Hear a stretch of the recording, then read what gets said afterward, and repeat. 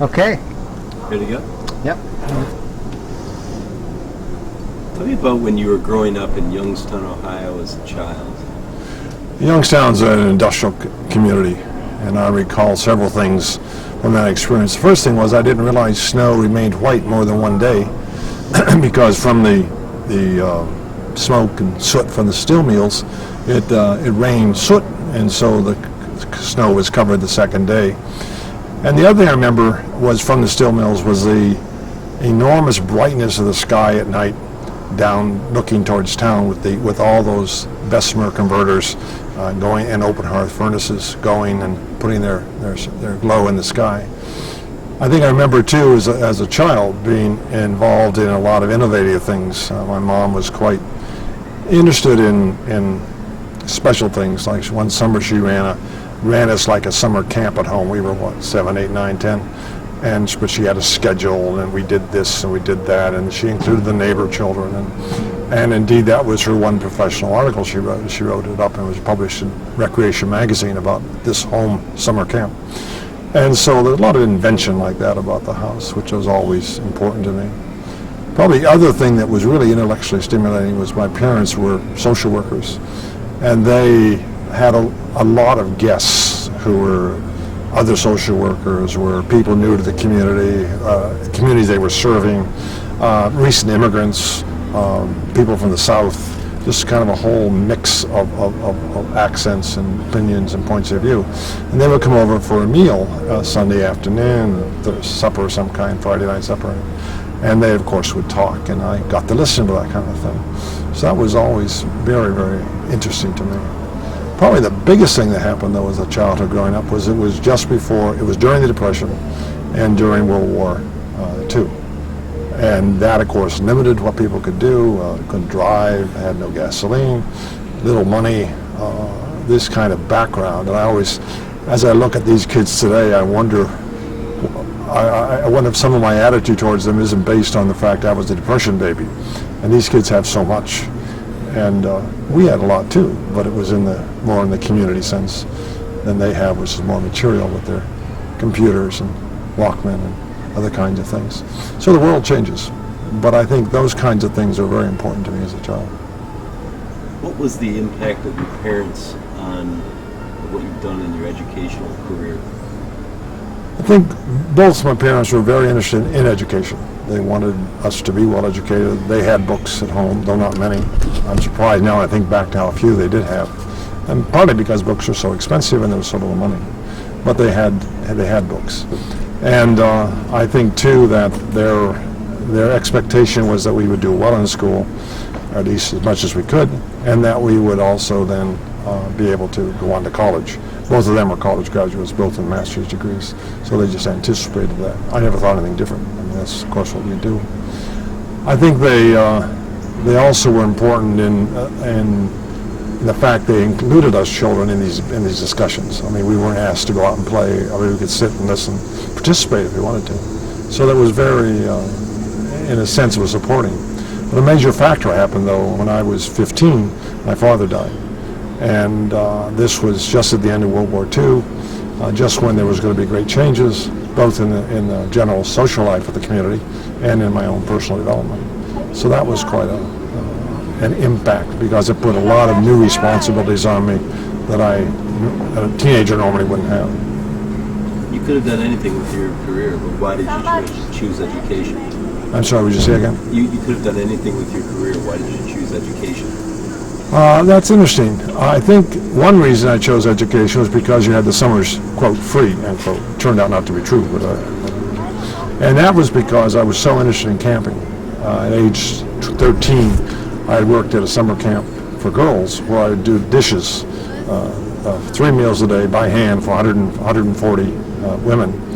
And then I really got interested in camping, both the informal kind that my parents did with cooking out and staying and going on some short trips and that sort of thing, and then the more formal summer camping experiences. So education was a natural thing to think about. It was also within the realm of things that the family considered. I don't think I ever thought of another kind of professional, engineer, although my brother became an engineer, an MD or this kind of job. You joined the Marines, and how did that have an impact on what you did as an I'm sorry, I've left my hearing aids out. When you joined the Marines, Yes. what kind of impact did that have in drawing you to education as well? Well, the Marine Corps came at the end of the four-year baccalaureate program at Oberlin College. And at that point, all young men of good health were being drafted. I mean, it wasn't a choice about the military. You went. And I looked at it very carefully from the point of view of the time spent and what would I gain from it. And then second, frankly, how much would I earn because I had no money, and how was I going to go to graduate school with no money? I was only vaguely aware of the GI program, which eventually was the reason I was able to go. But at the time, I thought I needed to build up savings in order to pay for the graduate studies. So as I looked at being drafted in the Army with its $68 a month pay, or in the Marine Corps with its $260 a month pay, as an officer, it won hands down. Now the other implications, of course, were the kind of attitude towards these different services. And the Marine Corps, for me, had a kind of mystique of being special, being macho, being the best. And indeed, I still feel that way about it.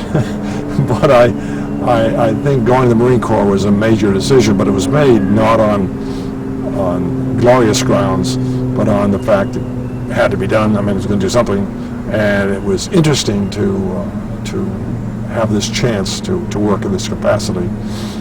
And I think as I did the Marine Corps, I think it was very critical to me. It took me away from home, took me away from college, put me in an environment where the rules were different, the expectations are different. The goal was really to coarsen men, to make them able to do the horrendous job they were supposed to do. And you couldn't have people who were sensitive and forgiving and kind and turn the other cheek. You had to have people who would take orders on command and do the job. There are a number of instances in the Corps that were really funny. One was we were doing bayonet drill. It was called the Spirit of the Bayonet. And there was a chap in the Corps that felt about the same way I did about things. And we were paired up for this bayonet drill. And while the other guys were all yelling kill and various vulgarities, etc., we were yelling peace, fortitude, happiness, and doing the drill. At one point, the captain blew a whistle, and everyone stopped, of course. That was the sign, and said, Weikart, get up here. And they've been found out. This is going to be really bad. And we went up, and he said, you two are the only one doing this right. You others all watch. Just have Weikart and Yado do this. So we then had to do it right. I think the other thing that interested me was the Marine Corps training. And maybe this was my first real understanding that you could do things differently. Marine Corps training was an officer or a sergeant who stood up in front of the group, read from a manual, showed a few dirty pictures on a slide, showed a couple of graphs or something, and then you were dismissed. I was asked as an officer when we were in Japan to arrange training for the whole company on heavy weapons. And I was given the manual to read, and I was given the slides to use. And that was the preparation. Well, I read the stuff over and looked at it and said, what an absolute bore this stuff is. How can anyone ever sit through this any more than we enjoy sitting through the others? So I got involved, and I called the next door division and asked for the heavy weapons commander, and I got him, and I said I had this training for this company, and what I'd like to do is have, if he could arrange time to display his weapons, one of each, and then have my troops come over and then talk with their troops who manned each of these different weapon systems, and then maybe every 15 minutes or 20 minutes or 10 minutes, whatever it was, move to the next system so they would have a chance to see all the systems, get in the vehicles, pull the cords, nothing live, but I mean just experience. So they have a hands-on experience and perhaps then some respect for the weapon. And we did that. And we were almost finished, and I was very pleased with it. Turned around, and there was the division commander there because my captain had gone to, our the captain in charge of our company, or the colonel in charge of our company, whatever it was, had gone to get him to see what an unusual training this was. And I think, in a way, if I look back, I would say, when did I actually begin to do training differently? I think that was when I realized that if you just sat and talked about something, that I had been bored to tears. But if I could just somehow engage these guys in things, they would both learn more and be more enthusiastic, both of which were true.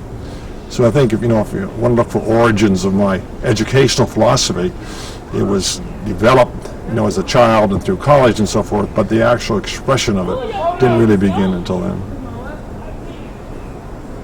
You talked about your time at Oberlin. Did you see any real gaps in training? No, that's what we want. We want that. Do the question. He's not going to put the question on. Go ahead. When you were at Oberlin, did you see real gaps in education and training when it came to teachers? And was that what? College was Oberlin College was an interesting experience for me. I came from South High School in Youngstown, which was a modest school at best, so there were 2,000 students. It was a real shock to go there. It was a shock not to have scheduled. Bells ringing and so forth. It was a shock to not have classes every hour on the hour and have things get around as a graduate student. I remember also doing one thing. I had a beautiful history class with modern history, and it was just extremely well done. The professor did lecture, and then we read the books, but his lectures didn't follow the books. That was what was not in the books.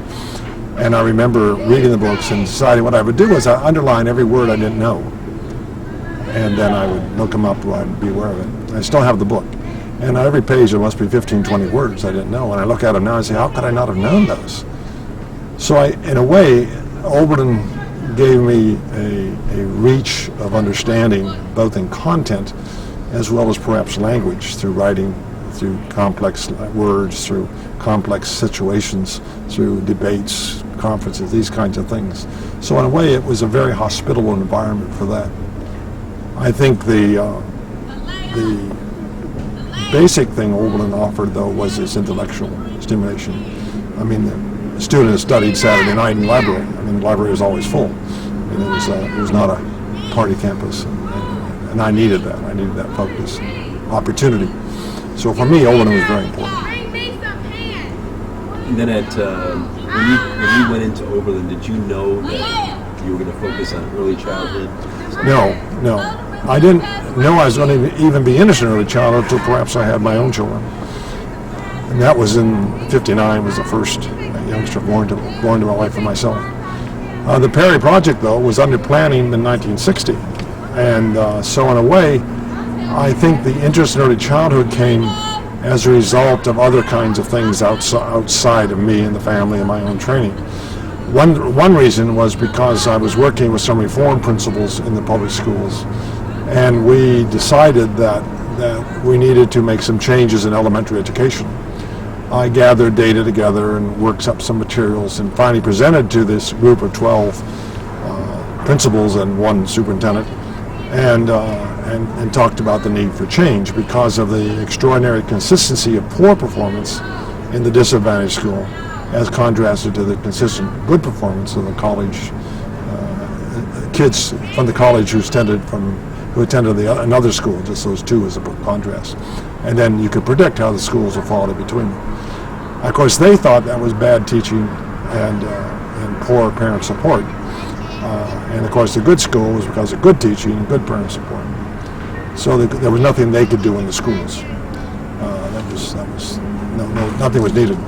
So from that, I decided, well, how could I affect these kids and help kids do better in school, because I couldn't change the schools. And that was then, well, obviously you do it before school. And so that was age 4. And then we decided to do age 3 and age 4. So before they went to kindergarten. So it came not from any intellectual study or review of research or examination, things like that. It came from a decision to try to affect the local district and give kids more opportunity. Of course, interesting enough, at that time in the early 60s, we were advised by outside experts that we should not do the program. And the reason for that was that that they weren't ready for it. They would be harmed by it. They were too immature. And in a way, that's what stimulated the development of the high school Perry project, was because of this challenge. Then the decision was to make it a research project rather than just a school service project. So we set it up as a tightly controlled research project. So that was the impetus for Perry. But when you were director of special programs in Ypsilanti schools, did you see other gaps, other needs in children's education? Yeah, I was in the Ypsilanti Public Schools. I was director of special services. When I started, there were 2 classrooms for the mentally handicapped, and in 3 years, I had 60 classrooms for all kinds of handicaps. Not because of my brilliant leadership and persuasive powers, but the fact the state changed the rules and regulations. There was a county millage, and between those two sources, funds are available to do these programs. And I think I was interested at that time in adolescents too, and so there was a lot of focus at the high school on what we were offering children who could not do well, who would diagnose as lower intellectual level, and what we could offer in way of job training, part-time schooling, special schedules, things like that. Did your time in Rochester, New York, at the YMCA camp, have an impact on you as well? My experience in camping was, excuse me. My experience in camping was, as in summers, was important because it did several things. One, it allowed me to begin to develop this idea of what kinds of programs people respond most to. And second, because it allowed an opportunity for leadership development.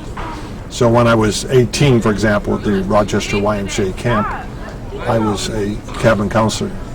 But when I returned the next year, I did outdoor tripping, that kind of thing. But by the 3rd year, I was program director of the whole camp. And for 5 years I did that, both before and after the Marine Corps. And this gave a chance to really implement some of the ideas. So from some points of view, many points of view, the first step was the military experience of leadership. The second was this camping both before and after the military. But the opportunity to allow programs to be more individually planned, to be more initiated on the part of the kids themselves, to take more of their concerns into mind, really developed during some of these summer camp programs. So from a timeline standpoint, you're out of the Marines, you're in the camp. Well, I was in the camps before the Marines and had some chance, and perhaps that's why when I got to the Marines I could conceptualize the idea of this group training.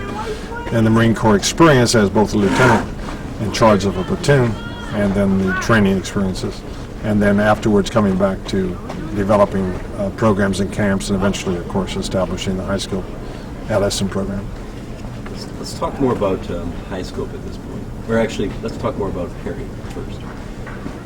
So monies became available through the state of Michigan. How did you, it was a monumental task trying to develop a Perry project. How did you start? In developing the Perry project, of course, the first step was to recognize there was a problem.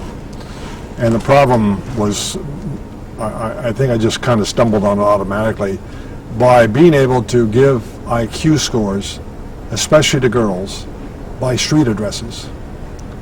And I realized that something was wrong if the street address had more impact on the IQ score than other factors. Well, of course, it wasn't the street address. It was that the community was very socially segregated.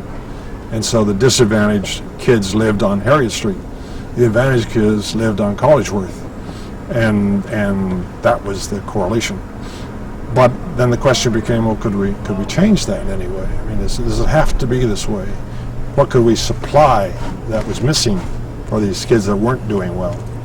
And so, in a sense, the roots of the Perry Project were in this notion that things were wrong somehow, fundamentally wrong, and had to be fixed in some way. And the fact that the schools felt the programs that they were offering were fine, and even though I was a psychologist for the school, director of special services, they would let me do things for special kids, but not work with the whole attack. I shouldn't use that word, not work with the whole system. And so we backed out, and that's how that was sort of the reason the Perry School got started. There was no evidence that it would be helpful. I mean, the field didn't have that.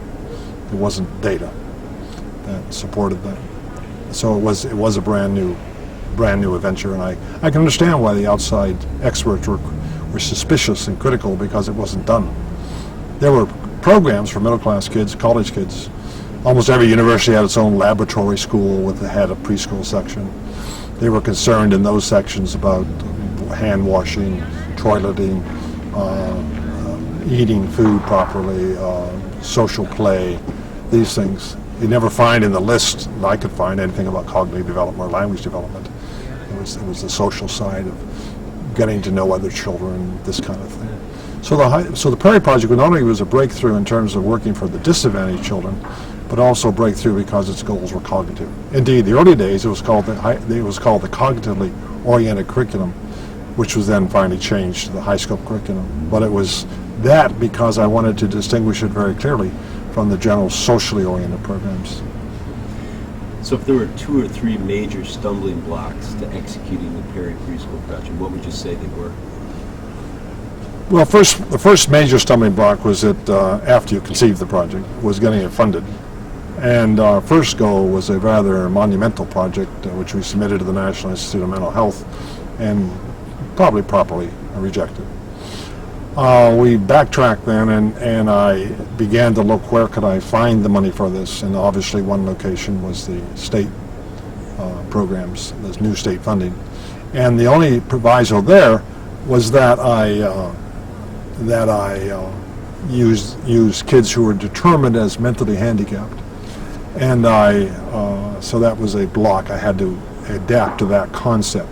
But that was okay. That was a group I really wanted to serve. So, but from a research basis, I wanted to contrast it with the more normally developing kids, but I couldn't do that. I had to accommodate to where the money would come from, which is fine, because they were our principal group.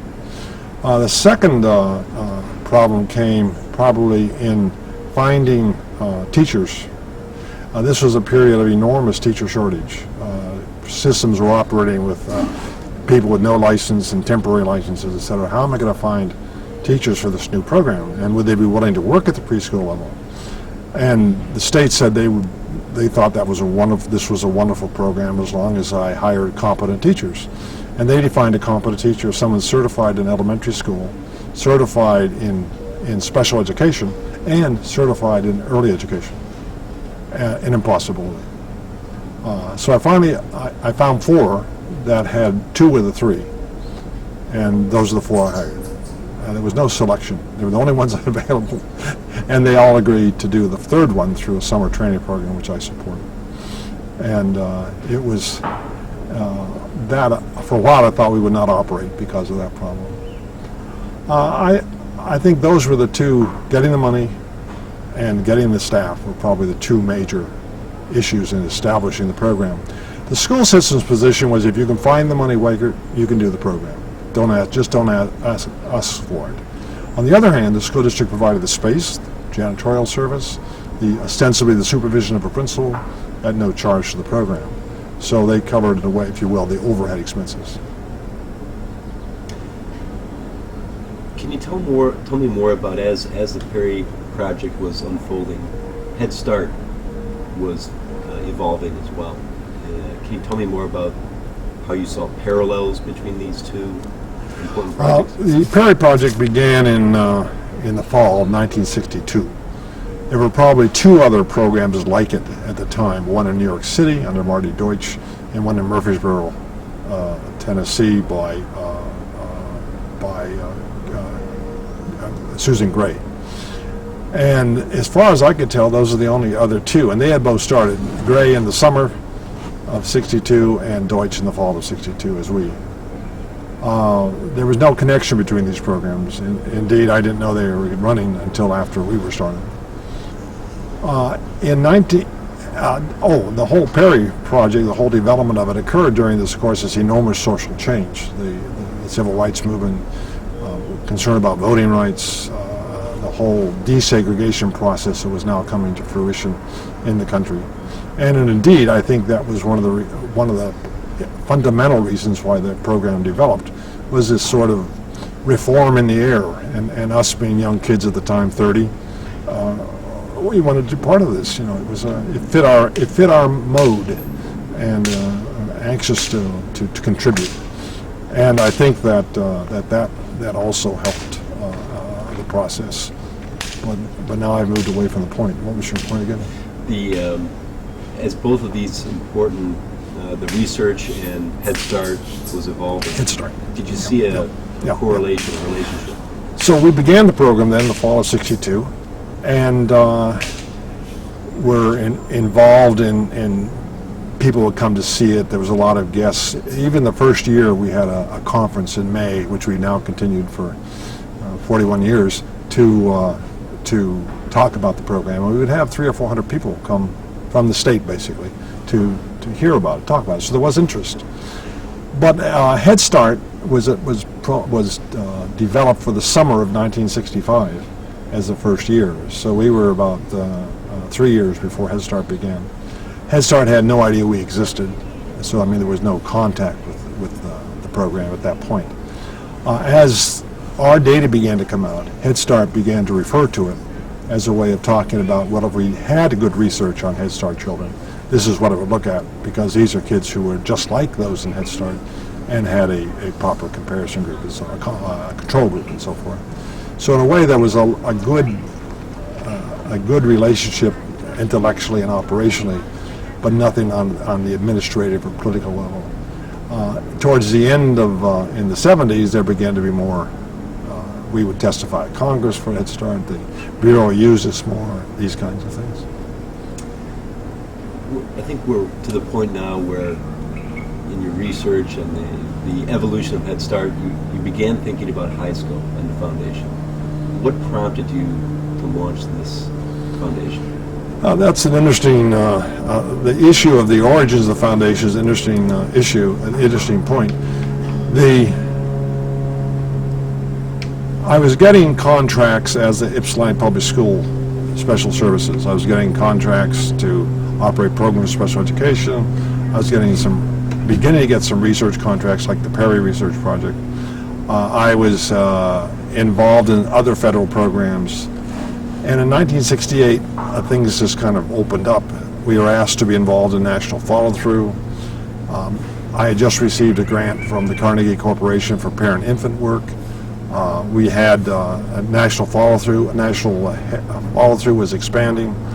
And I had a meeting with the superintendent of schools who said, Dave, you're getting too many outside interests. What about the public school? I said, well, is there anything I can do more for the public schools? And he said he didn't know, but he said the board was aware that I was doing all these outside things. And I said, well, I will think about that. He said, well, what this really means is I don't really want to accept any more outside contracts. So here I was, trying to say that in public that the schools could do all these fine things, and the superintendent closed the window on it. I went up to Eastern Michigan University, and they were delighted to take anything I give them as long as they have the overhead. Well, that wasn't very happy. So there was a national study in preschool education and model methods of using different models, and in Head Start. I had no place to put that. And so, with the help of Bill Dannemiller, who I just happened to run into when he was out at the high scope camp for a conference, offered to set up a foundation at no charge, pro bono. So in 1968 was actually the first form of the high school foundation, and its first contract was the National Head Start Plan Variation Study. This seemed awkward, though. I had staff working for the public schools, I had staff working for Eastern Michigan University, and I had staff working for the foundation. In 1970, in the spring of 1970, the superintendent, now another superintendent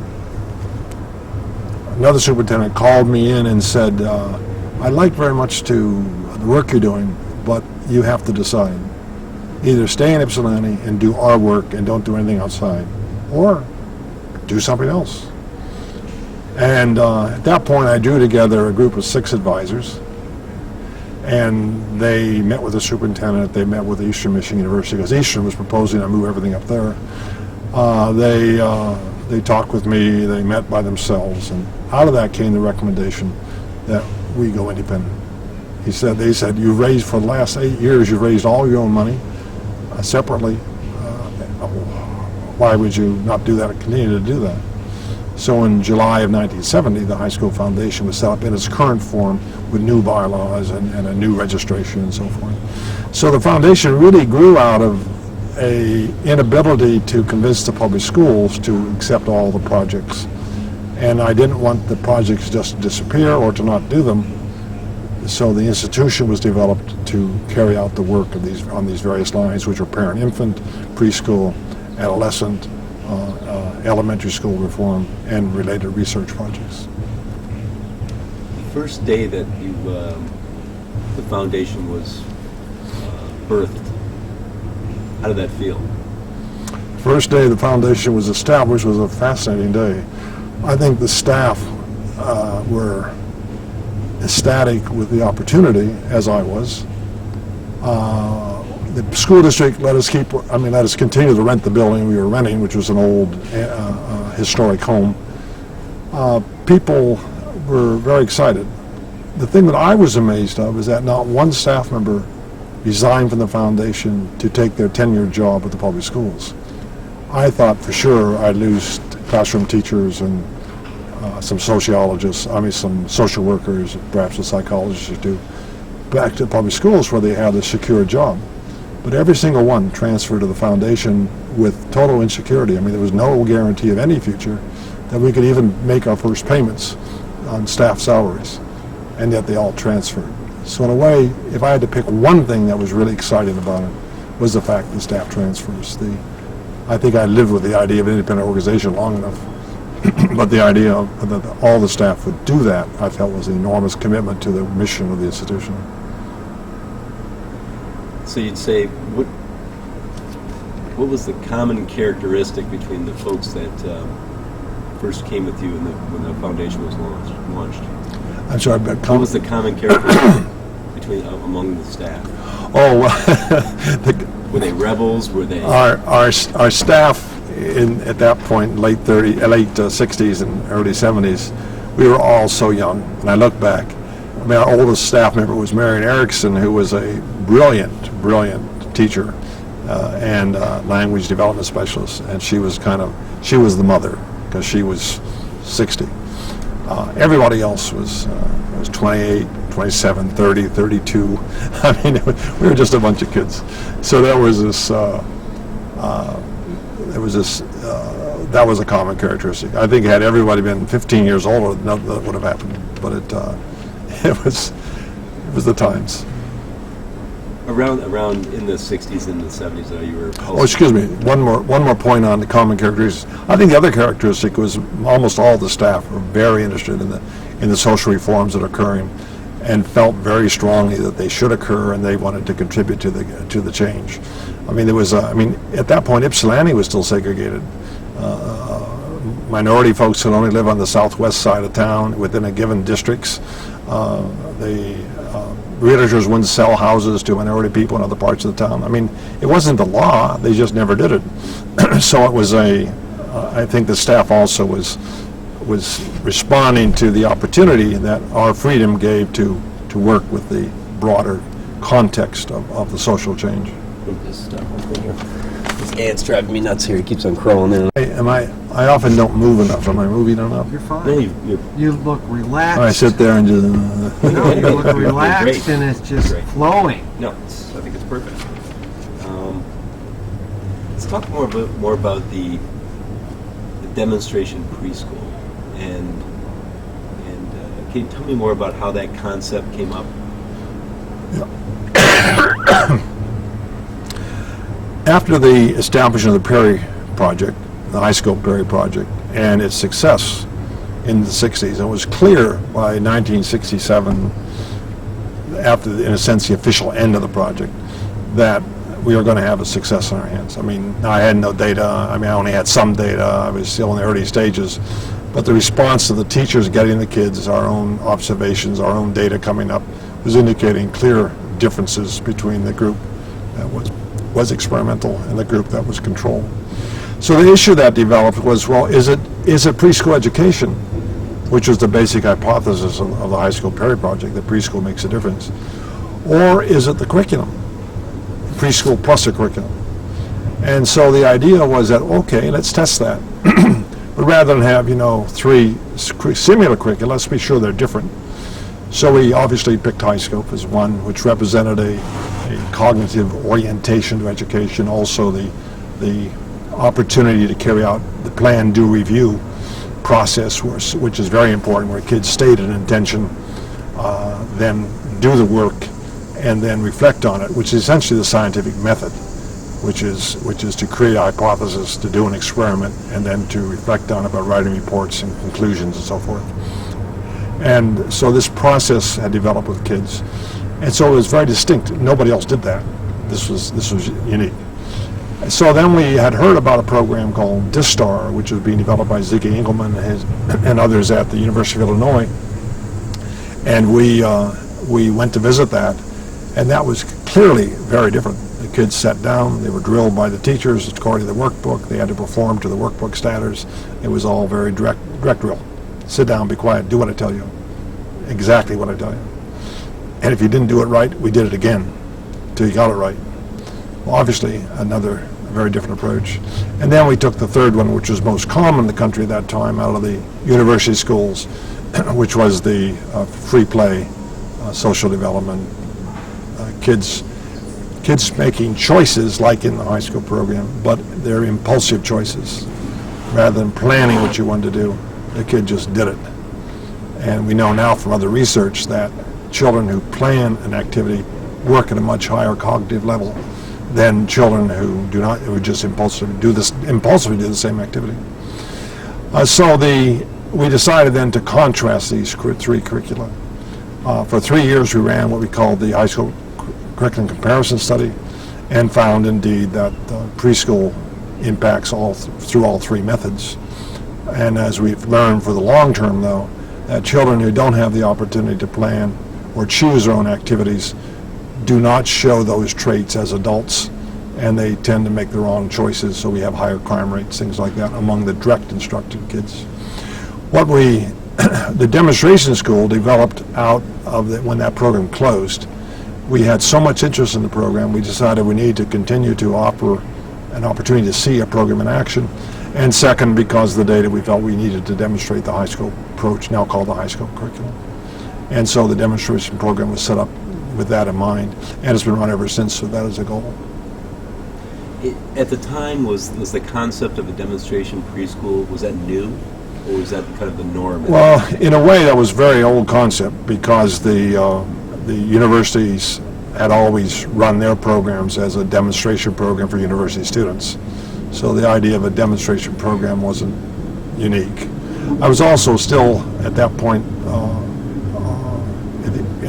when they were set up, I was still in the public schools. So in a way, we had another group of 3-year-olds to serve, so you just set them up. But I decided to make it double duty, the service plus the demonstration. Since that time, I think a lot of programs have set up demonstration programs. High Scope has set up demonstration programs in other places of the country, overseas. So that's the basic quality of a demonstration program is it represents best practice of the method you're employing, and it's not a site where you can say train student teachers, because you're demonstrating best practice and they're learning. If you want to develop levels of learning methods, then you could do that, but that's not the purpose. So the High Scope Foundation is formed, the demonstration preschool area is set up. You're also at this time very active at University of Michigan. How do they relate with what you're doing? I don't know. I mean, with student teachers and things? Yeah, I mean, I would not have, you want to put this in the film. If I were president, I would not have proceeded with that. You can't bring students into a demonstration program. And particularly where it costs us money. I mean, it's not worth it. As far as the I curriculum, found with the universities, they're always willing to have us give them things. They don't give us anything. as far as the curriculum, plan, do, review. You mentioned that plan, do, review is based on the scientific method. Is that how you came up with the concept? The developmental high school curriculum, which is, in a sense, since about, I would say, perhaps spring of 63, but certainly spring of 64, if one were to see a videotape from back then, one would not find major differences between its operation then and its operation now. If you went to the fall of 62 and the spring, let's say, of 64, you would find such things as a planning, this type of thing, not as clear. And what we did is we added each of the parts at one at a time. We had added the planning component as a result of a visit from Sarah Smolansky of an Israeli university. And she had said, well, they're making all these choices, why don't you make it planning? And so we said, well, that's interesting. So we thought about that and moved it from a choice format to a planning format. In other words, clearly stating intention. And then the do part was obviously active learning, which we do. And then about 3 or 4 months after Smolansky was here, we had Robert Hess, who is a specialist in mother-child support training programs, these kinds of things, to develop a language diagnostic tests, and Bob Hess came, and he was our first real consultant to the program. Matter of fact, we were so naive, I didn't know whether we should cover his expenses or not, let alone pay him. I mean, it was that naive we were. And he didn't care. He came because he was very interested in the program. And he looked at it, and he said afterwards, he said, you know, they do all this work, but is there some way they can talk about it? And so our staff worked with that, and that developed into the reflection review process. So I don't think high school originated the concepts, but we gathered them, we put them together, we saw what they were, we identified them, and we put them all together into an operational whole. So in a way, that was the origin of it. And if you go to 65, up to today, the plan to review is present. And there's been some experimentation with planning in different ways. There's been some experimentation with the review in different ways, but we keep coming back to this format of a unit of time for planning, the work, and then the review. Would you? Okay, let's stop there. Okay. Change the battery. How we doing? We're doing good. Okay. Let's talk more about plan, do, review. And it's a unique concept. And did you find that when it came to training, that people picked up the concept right away? I think there's people to go through a series of phases with learning the high school curriculum. One of the first ones is a kind of a superficial understanding of the program, the way the classroom's organized, the schedule, the plan to review process, the way of trying to relate to children. But the skill to do it automatically takes quite a bit of time. And people who've been in training often say that the first 6 months are the hardest of trying to learn the language, learn the processes. And then over the next about 24 months, about 2.5 years, is a gradual absorption of the methodology. By the third year, the person is no longer high school's methodology, but their use of the high school methodology. So they take ownership. And I think that's been very important to have the people who use the curriculum feel they own it. Because at that point, they realize it isn't something that is pre-planned and canned for them. They too have the responsibility of thinking it through, of applying it. I remember, though, thinking about all these wonderful concepts at a meeting in Virginia when a group of people were asking for money from a foundation for their program. And the foundation official, I was invited to attend. I was in the area and I was invited to attend. And the foundation official asked them, said, well, what is the most important thing about the high school curriculum for your children? And they said, well, I don't think it's for the children. They said, it's for us. We aren't sick as much. And I thought, isn't that interesting that they recognized in themselves by changing this relationship with children where children became part of the team that was learning instead of a group to be controlled, that had an impact on the teacher. And the first thing they recognized, much to my amazement and maybe disappointment, was that, hey, we're not sick as often from the stress, the strain, the process. And I thought that was fascinating. I think our goal with the curriculum is to allow children to become independent decision makers. And the plan, do, review process allows them to experience that kind of relationship, and also allows a lot of various cognitive things to occur. For example, in the planning, which may be very elementary, they at least set an intention. And as they work, they have that in mind. So there's beginning to be a connection between a pre-plan idea and then what you do. And as you get to be older, then that's a very essential function. But it's appropriate at the 3 and 4 year old level too. Indeed, we can use it with infants, where you have just more choice at that point and less intention. The other thing that happens in the program is the children talk. They talk to each other, they talk to the teacher. There's a lot of talk. And what this gives is the teacher opportunity to introduce what Catherine Snow calls rare words. And that is, in language development, that's increasingly been recognized. It's not only the volume of language you're exposed to, but the quality of it in terms of rare words. Now, a rare word for a young child is not a rare word for an adult, but for them it's a rare word. The other night, I took a couple of my grandkids to see a movie. And as we went out, why, 2 young girls about 7 years of age just shoved right past us. And I was talking with my grandson and commented, well, they certainly are egocentric, aren't they? And he said, egocentric, what is that? And so we discussed egocentrism. And it's interesting to hear him use the word sensing. For him, that was a rare word, and it was a chance to use it, and he had the direct experience with it. It wasn't a vocabulary test, and it wasn't a vocabulary list. It was an actual experience. And that's what teachers can do in the reflection period. They can add in the rare words and get children to expand, apply, think about it. So in a way, it isn't just plan to review in some sense of a program, but the teacher and children have a very important role to play in how they use this experience. And for the teachers, the language, the support, the relationship, the modeling, the copying, the parallel play, the language discussion, all these things are difficult to develop, and teachers take time to do that. But as they do it, they see the enormous impact on the kids. The high school approach is very different than direct instruction. And at this time, did you find that you were getting a lot of criticism for this new approach?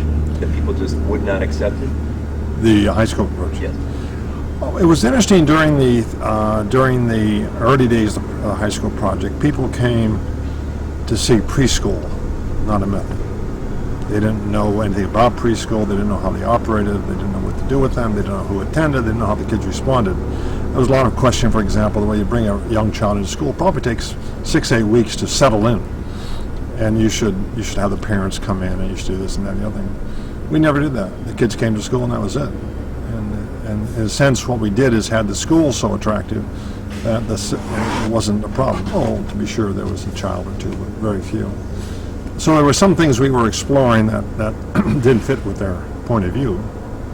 But probably the most dramatic reaction occurred when we were doing the 3 curriculum study, because they were demonstration classrooms. We brought in visitors, both professional ones we brought in to critique the programs, as well as people who just called up and came.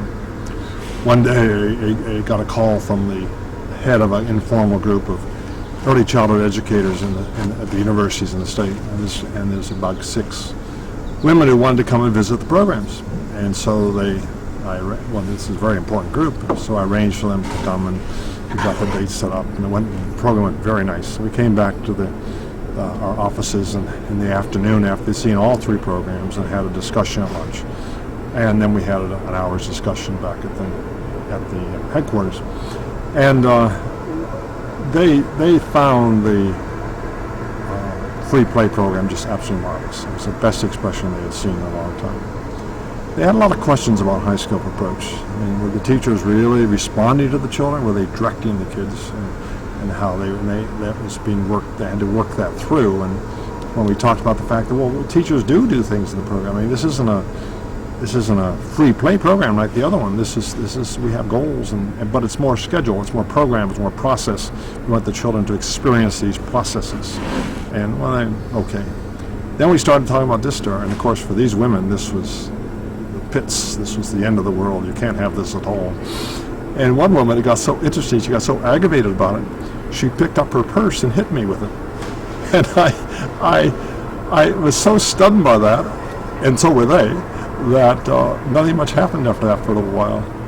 And it was interesting to me that it meant to me that the program was very, very illustrative of that approach. It distressed her greatly, as it distresses me. But she couldn't see it from a research view. I wasn't doing this because I liked it. I was doing it because it's a legitimate question. Do different preschools have different effects? And that's a research question. That's absolutely legitimate to ask. Now, when you have an answer, as we have, I wouldn't use DISTAR, even in a demonstration program anymore. I wouldn't do that. But but at the time, I didn't know. I had to find out. It's a question.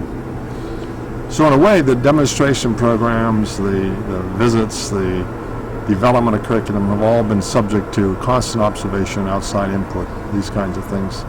And I think that the high scope approach has remained fairly consistent over the years with its intention. There has not been major shifts in the program. I think there's been increased clarity. I think we write more clearly about it now.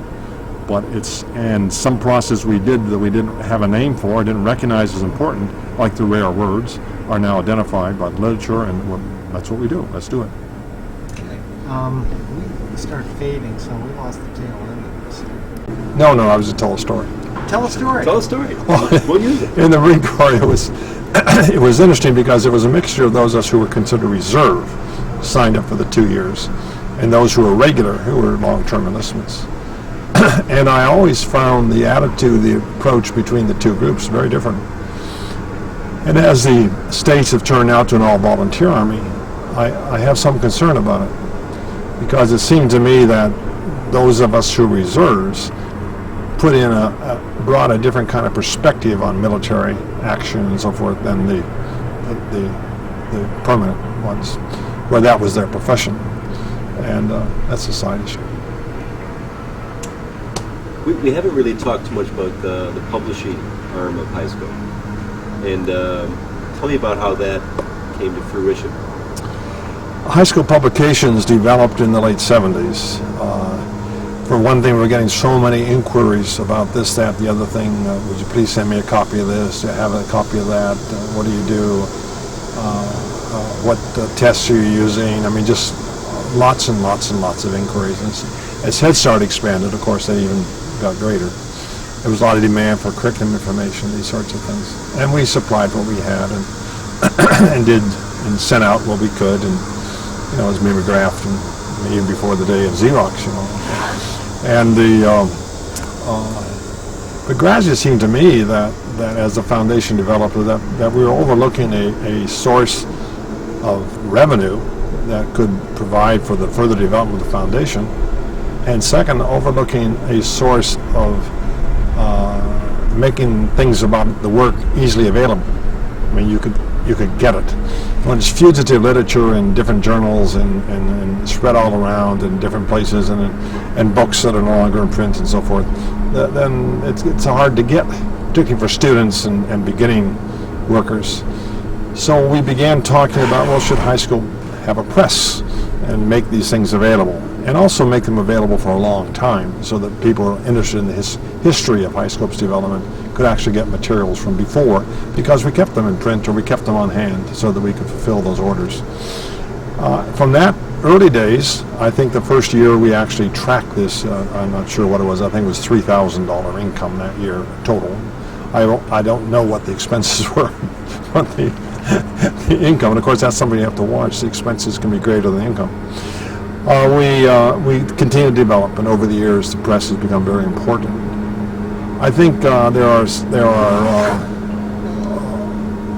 the major advantage of being able to control the documents as both the content and its production are important.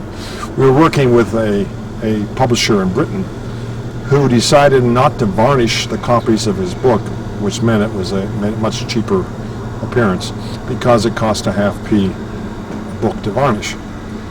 And either rightly or wrongly, we never asked that question. We said, what format is the best here? What can work? What will make it easy for the user to access this information? And he also used very little gutters, the center of the book, where you had to kind of turn the book and peer in to see if you could read that sort of, because it allowed him to use a slightly different paper size and save another half p or more. And high school was always, in a very unbusinesslike way, we have not attended to that. But when I've looked at those issues, the amount involved in that is relative to the whole thing, is relatively small, but it so improves the quality. So quality was an issue. Content one, quality the second, and the third is length of time. How long can we make these things available? What's the curriculum like in 1970? What was the curriculum like in 1980? What are the writings we had?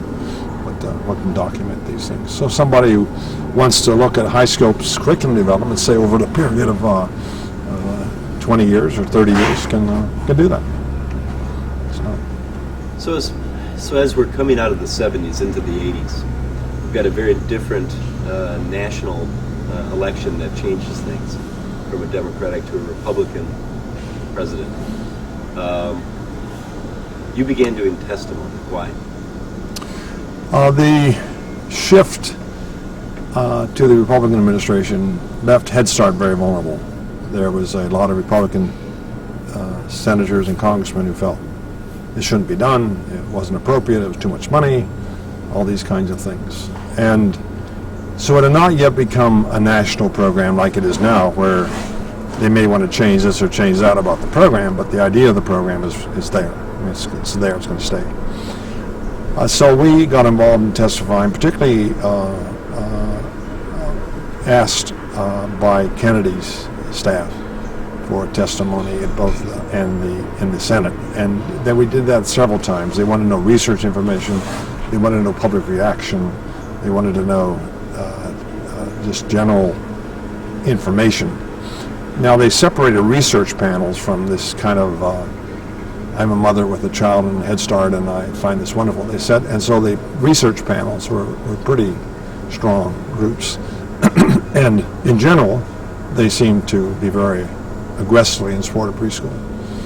And I think we were asked because of the high school Perry study and the use of the high school curriculum to get those results. So it was an interesting experience to go to Washington and do that. It was hard to realize that you only had 5 minutes or 10 minutes to talk about the 15 years of work, but you had to fit in that. And you could supply a supplementary paper, which we usually did.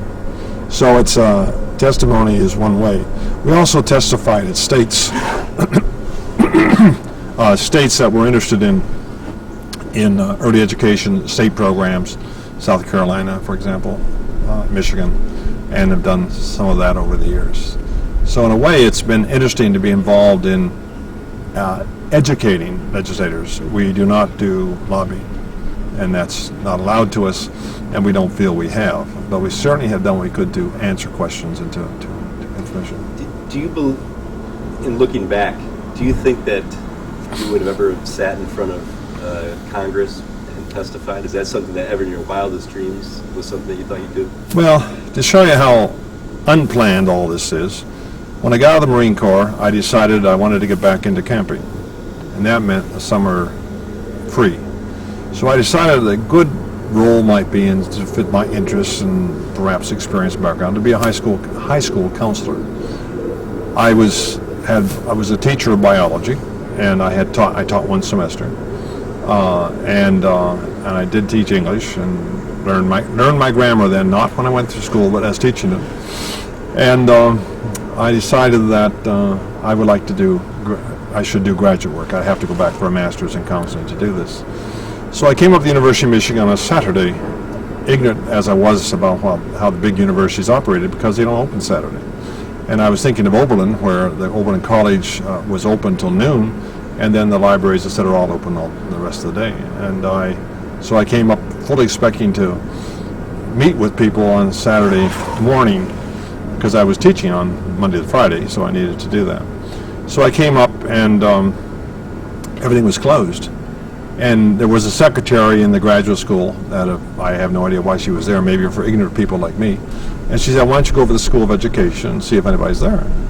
So I went to the School of Education, and there's 4 floors, and I started walking down the halls to see if anybody was there. Anybody that give me any information. They even tell me when to come back. And no one was there. So I got to the 4th floor, about halfway down the hall. There was a door that was open. There was a professor in there working. So being an ex-Marine Corps lieutenant, I had no trouble knocking on the door and saying, may I speak with you, sir? You know, and he invited me in, and turned out it was Clark Trow. And Clark Trow was a professor of education, and he along with a member of the psychology department, had just established a program called education and a doctor's degree in education and psychology. Before I left the room, he had signed me up for the program, for the PhD program, had told me what I had to bring to present, gave me a half-time job, and said, I'll see you in September. So that was how I got into psychology, education, research, no intention, no planning. I was no longer going to be a high school counselor. I was going to be in something serving schools, research in the schools. And that was a good step because it gave me the flexibility and position that allowed these things to happen that I've done. But I always think about how accidental it was. You know, he happened to be in. I mean, had he gone golfing that day, I went to vet him and I wouldn't know anything about this program. It was that accidental. Had the right people been there, I would have gone to talk to the counseling department. But they weren't there. Do you believe in fate? Do I believe in fate? No, I think you're always moving on a front edge of what your experiences and things, and if you're open to shifts and changes and within what you're looking at. I mean, had it been a historian professor wanted me to get involved, a professor of history wanted me to get involved in Roman history, I don't think I would have responded. But so in a way, you're pushed by your experience, and when things open up, you take it if it's within that experience. So I think that's more the way I view fate than fate. Great. Let me make an adjustment. Okay, thanks. There you go. Okay. So at what point did you start thinking in terms of expanding the curriculum beyond preschool and into elementary, into other areas? The first initial focus was preschool. In the fall of 1967, that's when we entered into for the National Head Start Plan Variation Study, where we're using the high school curriculum as one of a number being studied by the national office. I had decided at that point there was enough evidence that preschool worked, and the question entered my mind, if the early education at 3 and 4 worked, and that was still compensatory, why wouldn't we step in at infancy in order to not have the need to compensate at all? I mean, why not provide the stimulation before age 3, so that at age 3 they had all the advantages of a broader upbringing. This led to the Carnegie Infant Education work, and that proposal was submitted, obviously, to the Carnegie Corporation of New York for funding. It was an interesting proposal in that it never mentioned the word infant, because nobody was doing infant work. And I thought that if I mentioned infant, they would immediately drop it. They wouldn't deal with it. So I just used the word young child, at 6 months of age. And interestingly enough, they funded it. And that was my first Carnegie grant, and they funded off and on for the next 25, 30 years. So that was a very important contact. It was made in all innocence.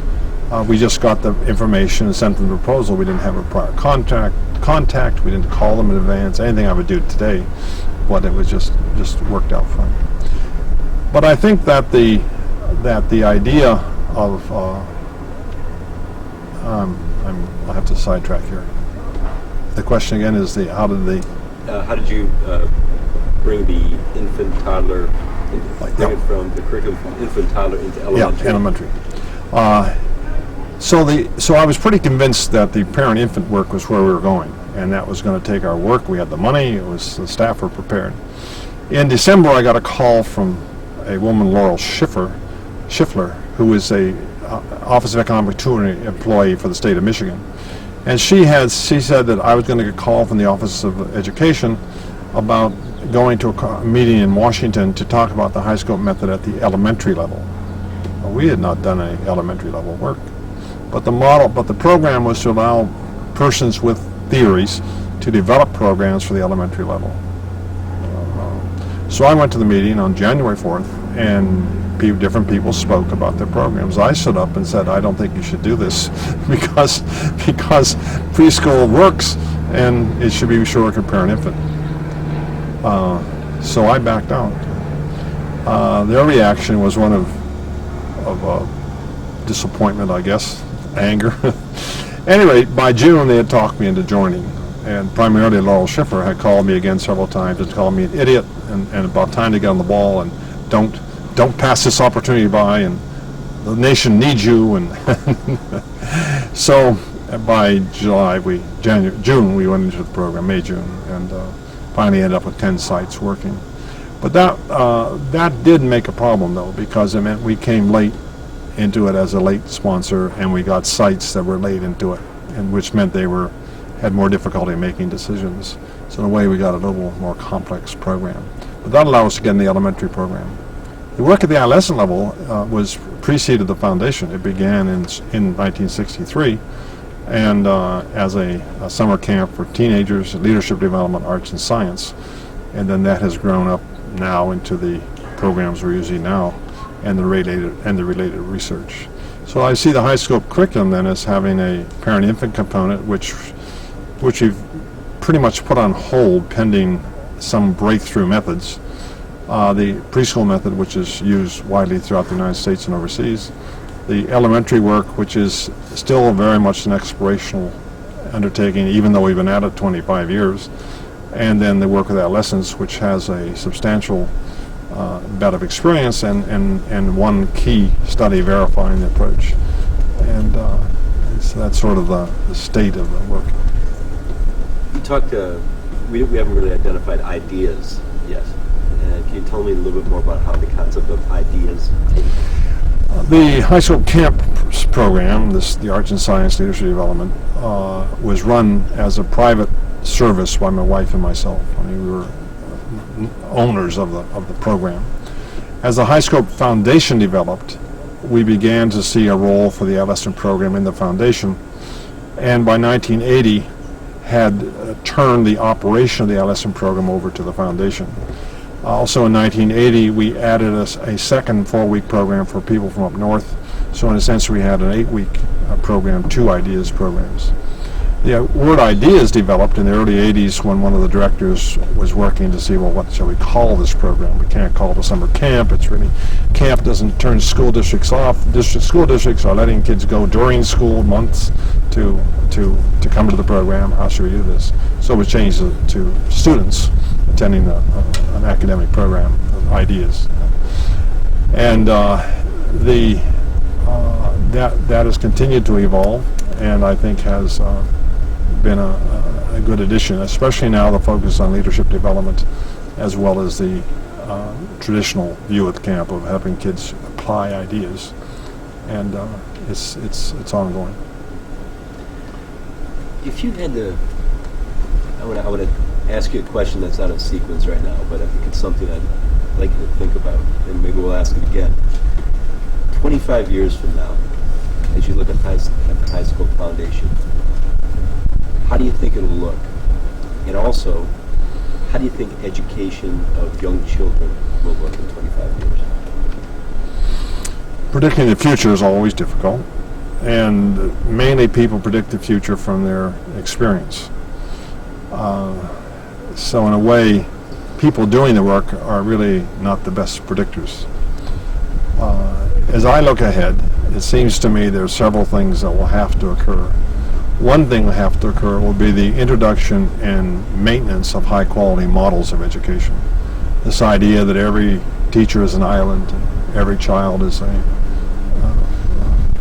tree on that island, or whatever metaphor you want to use. I don't think it'll work anymore, because we have a lot of methods in early education and in the United States and elsewhere that don't do anything. And why waste the money on them? It's going to be an insistent, I think, they use models that work, and models to which we know what the outcomes will be. I mean, clearly, the direct instruction system teaches what they purport to teach. The problem is that when kids get older, they don't have the other skills that are necessary, like decision making, a sense of personal responsibility, a sense of personal initiative, and that's a fatal flaw. If other programs work just as well, plus the other components, why not include them? So I think one thing will be increasing use of educational models, and not in the commercial sense, but in the intellectual sense of this is the range of hypotheses I'm working with, theories I'm working with, and this is how I apply them, as compared to I adopt the day-by-day schedule from National Scholastic Publishers or something, and every day I turn the page and do the work. That cuts out the kinds of things I'm talking about. So that's one thing. The second thing, I think, is we don't have really yet a very clear idea of the extent to which electronics is going to affect all the programs. My grandson fixes my computer for me, and he's 14. He's become an A+ certified computer, something or other, with some group that certifies people nationally. He's only 14. These parents, these kids, when they get to be parents, are going to want a whole different relationship with the schools. So one concept would be that parents, you'd be online with parents. I mean, they would have access. You'd probably video stream the classroom. They could pick it up. You want to see the day? Flip it on. There'll be lots of things that will be very different in that way. But I don't think that preschools will not be here. I think they'll be operated quite differently in the sense of relationship to outside people. I think teachers who are running programs will be probably essentially pretty much the same kinds of people. I don't think we're going to solve the cost problem.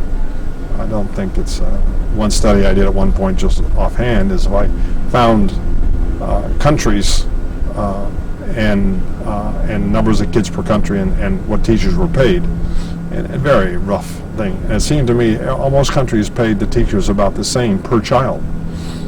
So countries where they really paid a lot more, they had larger classes. And so I was talking, well, that's kind of the basic principle here. We're not going to see a change. So I think, but we'll still have to have teachers.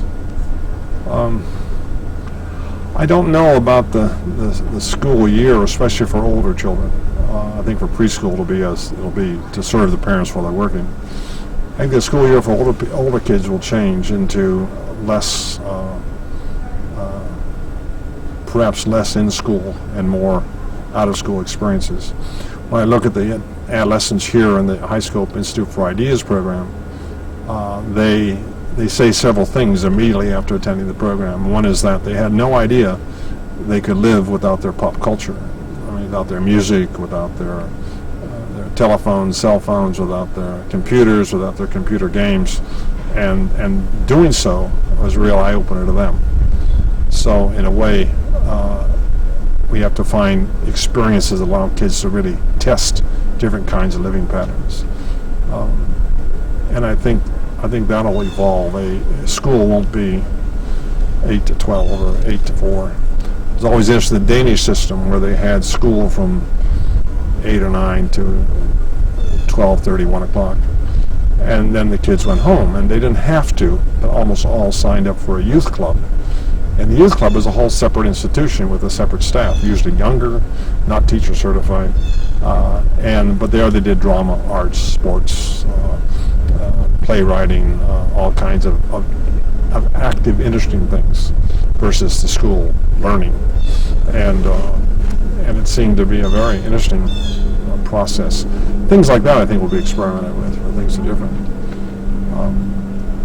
I think there's going to be an impact on the labor force change, the idea of the younger worker having to support so many older people.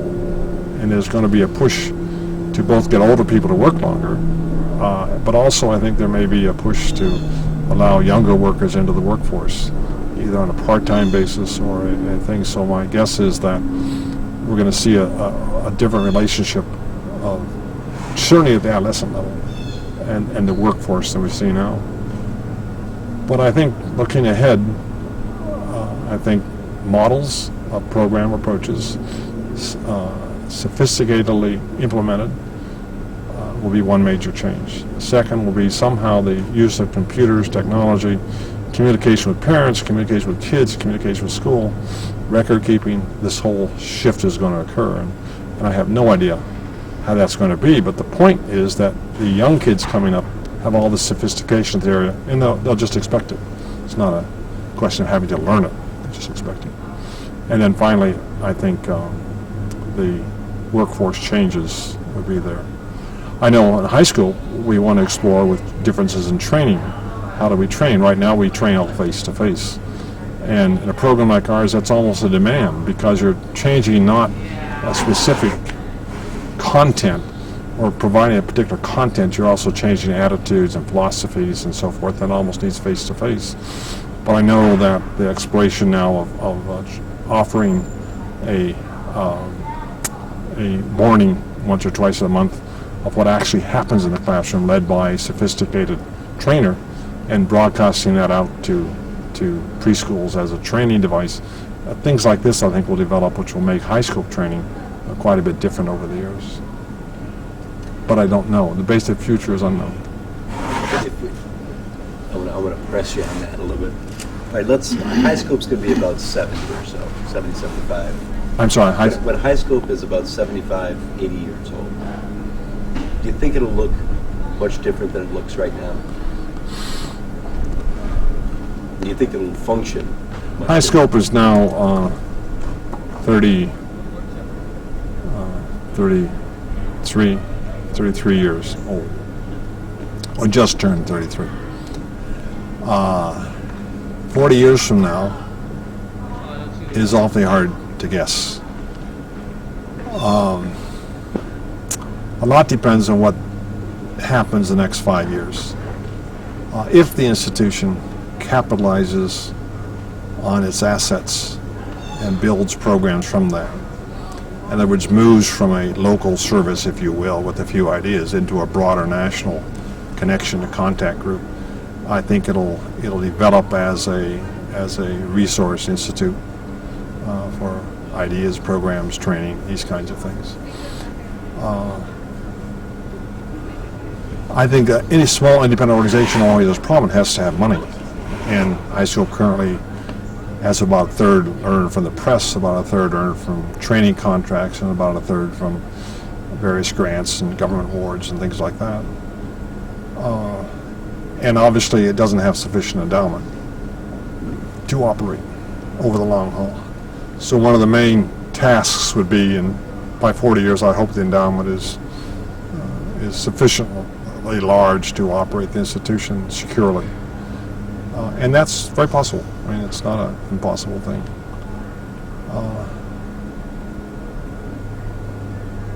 I don't think the foundation actually will be much larger.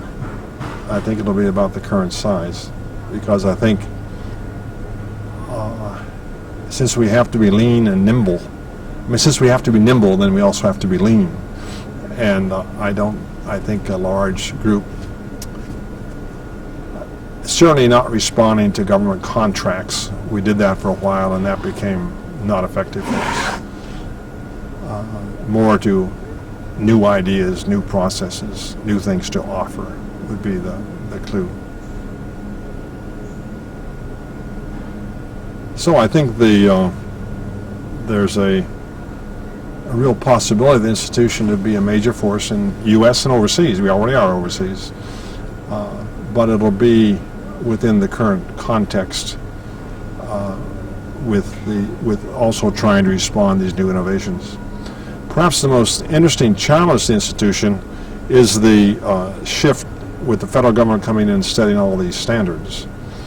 And the conservative view is that you sit kids down, shut them up, and teach them. I think obviously the plan review process doesn't work that way. And there's little sympathy for long-term research in these practices. They want to know it now. And at the end of the year, having a test pass is sufficient information. And there are a few really long-term studies looking at the impact of these shifts. One of the few is the high school curriculum study. So I think that just as in the past, we have to take it step by step and capitalize on the areas we have and do the best we can. I'm going to amp running around. Okay. Right there on the side. Up. There it is on the neck. Right there. That can't be solved. There will be no high school. And it's the one advantage is we have $5-6 million endowment. We have almost $5 million in committed trusts. So I mean, we will be at the $10-15 million asset level shortly. I mean, this is a $2 million asset here, but right now it drains because we're not using it right. And the institution doesn't use it correctly. Staff don't use it correctly. And we haven't developed appropriate groups, although some really good ideas now floating. But it's a $2 million asset. And in 10 years, it'll be $10 million asset. And so it's in a way, this is more valuable than the property in Ypsilanti. And I mean, stuff was already selling around here at $20,000 to $25,000 an acre, and for housing plots, not big acreage. And if we take, say, we had 100 housing plots on here at $25,000 an acre, well, you're talking a lot of money just acreage. Of course, I don't want to talk about that to the foundation because I want the board to think, oh, good, we'll sell off the. Are we on, by the way? Yeah. Oh, I'm sorry. Oh, we got this. Oh, no, not We'll the erase stuff on the that. line. We'll erase that. You touched on a little bit about the international activities. How did you come to the point where High Scope expanded overseas? I think the development for High Scope of overseas activities was a very slow process. The first one was I became a consultant in 1970 for a project in Cali, Colombia, which was being operated by the Ford Foundation. And I went down there and I was to work on helping them use the High Scope curriculum. And that was a fascinating experience to work in Spanish in this case. I have minimal knowledge of it. And to watch the capacity of a large research program to actually use the High Scope method with teachers who actually only had a third grade education. But they could absorb the processes without understanding all the basic underlying theory, and they could do a very fine job. So that was an interesting experience. Out of that grew a number of Latin contacts and processes. I think my first major overseas in Europe contact was with the Max Planck Institute in Berlin, which invited me to come to speak about the High Scope research. That was an eye-opener as well because all their speakers started talking about the philosophy of their view of programming. And I got up and started talking about numbers and results. And they didn't understand me very well, and I certainly didn't understand them. But it was an interesting thing. And that dilemma of the European approach, which is basically philosophy and we were talking about Europe and Max Planck. Well, after it got started in Europe, in late 70s, got involved in Max Planck Institute. And in that trip, I stopped by the Van Leer Foundation and presented them a proposal, which is they're based in The Hague, Netherlands. And we received that grant, and they funded 6-7 years of parent-infant development work. So it was interesting I found by going to Europe, I was aware that these were places where there was resources and money to do things. Going to Latin America, they were perfectly happy to work with us as long as we brought the money. And I had difficulty finding that money in Latin America, although we did do a number of Latin American projects. During this process, I got invited to Britain to speak about the curriculum. I remember my first speech was to the British Early Childhood Education Association, or British Teachers Association, and had a really interesting experience because I was aware of how different the language was, and and these kinds of things. And I was also aware they thought high scope was terribly organized and directive, and we had to deal with that issue. But I think out of the gradual development came a number of international speeches and work in a number of countries, and that just evolved. And then as I evolved, and other people in the foundation began to be involved too, especially Larry. Especially the research department, the international, those working in international research projects, these kinds of things. So high scope just seemed to be involved. At one point, we thought we can't afford to. I can't raise enough money to train the trainers necessary, like in the UK. And so I said, well, why don't we develop our, and this is when we were developing the State Society of Training the Trainers, that we would train people who would train teachers, and we wouldn't have to do it directly. And out of that came the idea of an institute. And so we began the process of setting up foreign institutes who would have a nucleus of endorsed trainers at the staff level and then trainers within the country. So in the UK, for example, now there are 3 or 4 trainers at the institute. There are then about 200 or 250 trainers scattered about the country in almost every local authority, either education or social. And this has allowed for high scope to be readily available throughout the country. The same is occurring in Ireland, all Ireland, North and South, in the Netherlands, in Indonesia, in Mexico, and other places that are under development. And this has allowed high scope then to have its curriculum in other countries, to have them adopt it or adapt it as they wish. And it's interesting, they may initially adapt it considerably, but as after a while they use it, we find they more and more come back to where it's really an adoption instead of an adaptation, because the processes work.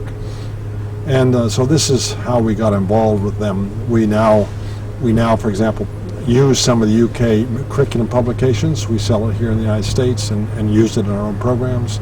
Many of our books have been translated in other languages: Turkish, Arabic, French, Portuguese, Spanish, Chinese, Finnish, Norwegian. I mean, it's interesting how things get translated out to other countries.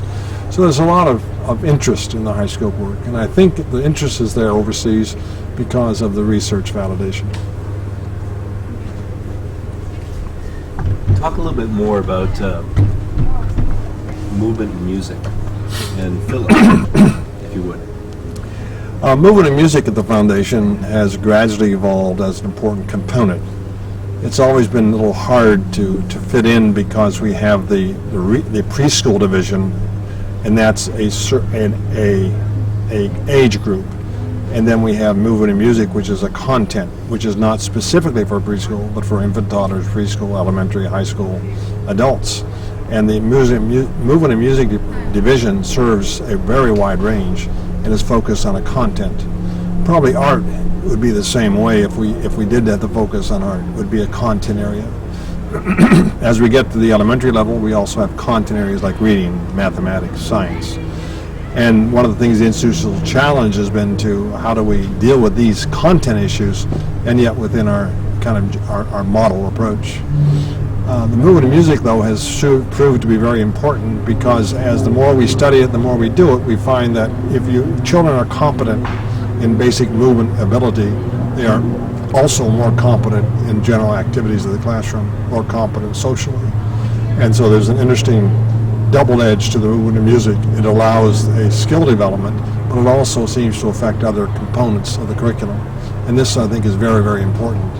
One of the most interesting things that the department did was brought out a series of 15 recordings of folk dance music or folk music for dance, for movement.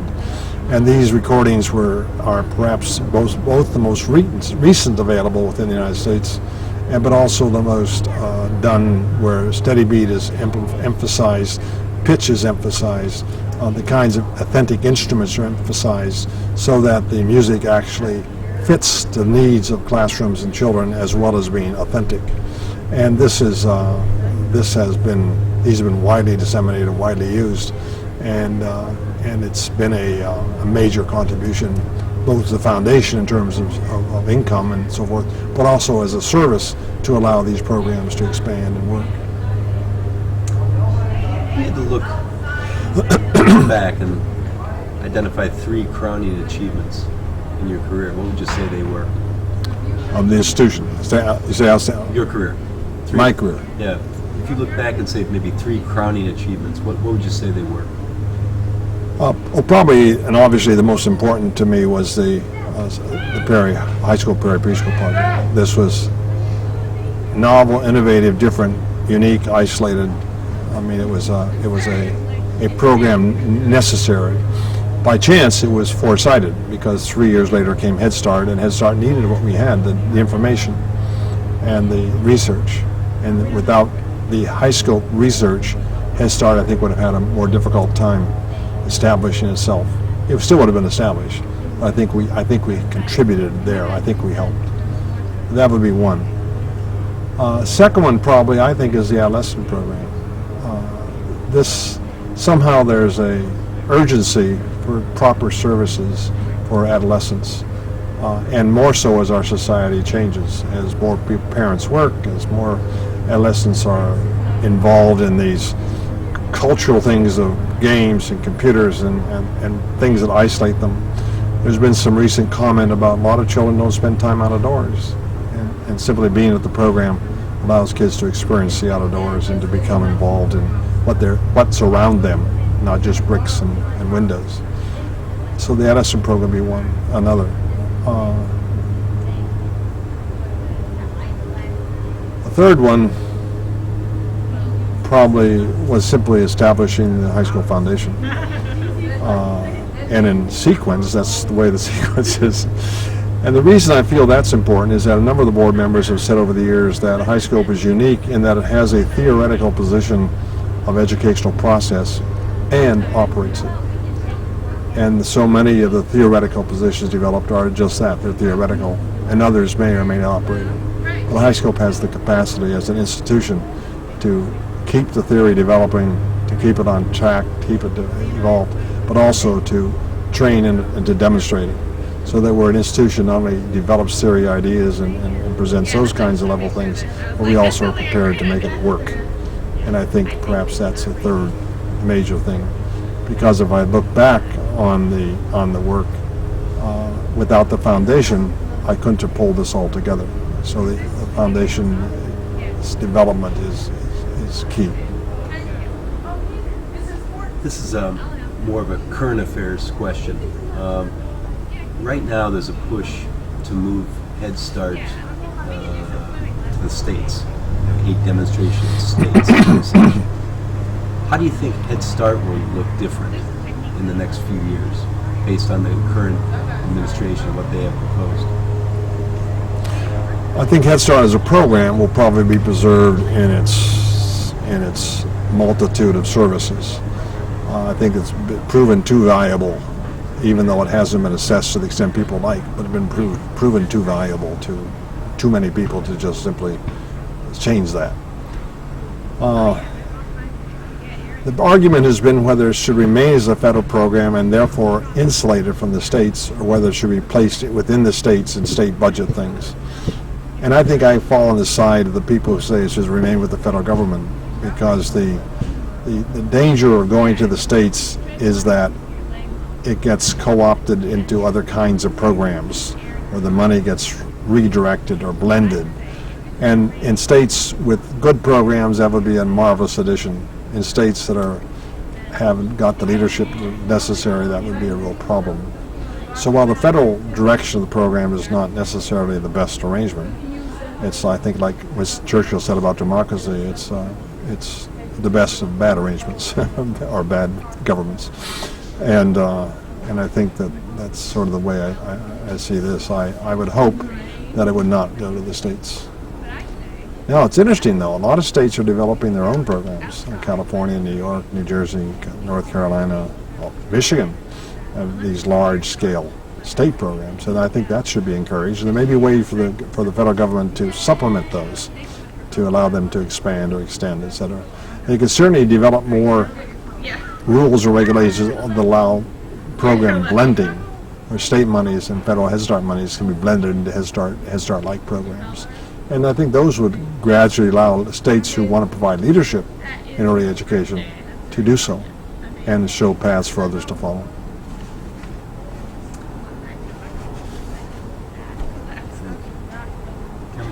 Anything else? Maybe there's some areas I might have missed. I mean, I think we'll go back and review tape, and it's going to generate some additional questions. But Can you define quality child? oh, good.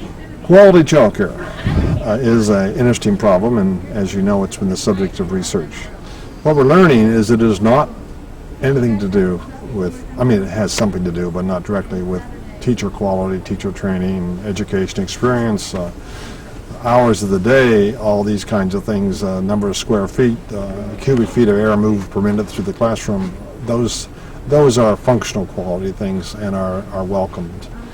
But real quality, I think, won't be achieved in programs until the people operating them identify the processes that they want to preserve or to teach or to encourage and develop the necessary model to ensure those are instilled. So the shorthand answer to the issue of what should quality be in education is that we need a substrate of the best we can get or afford. But that does not produce quality. The thing that produces quality is the teacher-child environment interaction, and that depends on the model used. And some models work, and some models don't work, and some models are in between. But true quality only comes when programs which have been validated are used in services to young children. Do you have any just examples of some kids that over the years just stick out in your mind? Some relationships you've had, or some anecdotes that you kind of unique that would happen only at high scope, maybe, and not anywhere else? Well,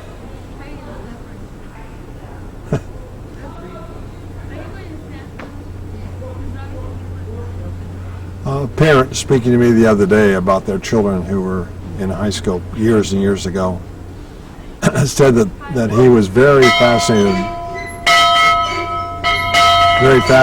by the amount of planning capacity and forward looking they had, which he felt was determined directly by the experience of high school and the programs there. That he said that had changed their behavior as young children. They've changed it their whole life. So in a way, we know that from our research that indeed it changes the individual or improves the individual to planning, responsibility, these kinds of things. But it's interesting to have a parent with a child, two children in this case, see that happen with them and feel confident about that.